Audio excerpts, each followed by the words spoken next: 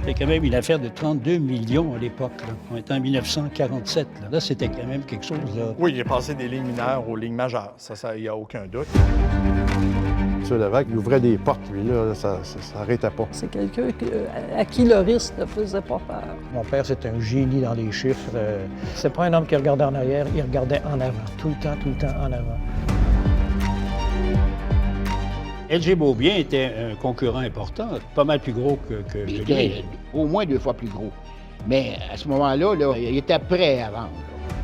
Jean-Louis Lévesque, avec Paul Desmarais, c'est assurément un des 2 grands pôles de la construction de fortune colossale qui, à la dimension du Canada, mais à la dimension aussi de l'Amérique du Nord, ont beaucoup compté. C'est sûr que ça fait partie de l'histoire économique du Québec de connaître les acteurs de cette époque-là. Est-ce qu'il vous parlait de sa passion des chevaux? Oui.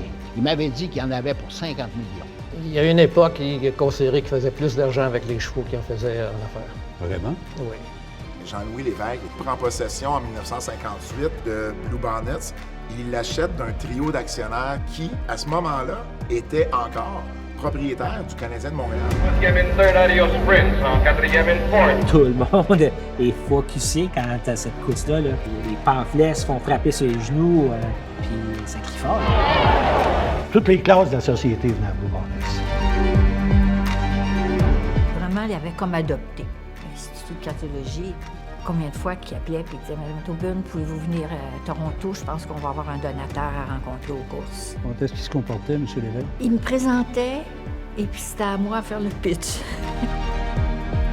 C'est un très grand bienfaiteur de l'université. C'est une personne qui a donné son appui à l'université, oui, en termes d'argent, mais oui, en ouvrant des portes pour l'université. Men like him don't come along every day. From humble beginnings in the coastal Gaspé, he built 2 empires, so that's quite an accomplishment. Oui, parler de nos succès récents, c'est le fun, c'est très important. Mais parler aussi qu'il y avait des gens qui ont réussi il y a 50, 60 ans, ça aussi c'est important. Il faut parler de gens comme Jean-Louis Lévesque.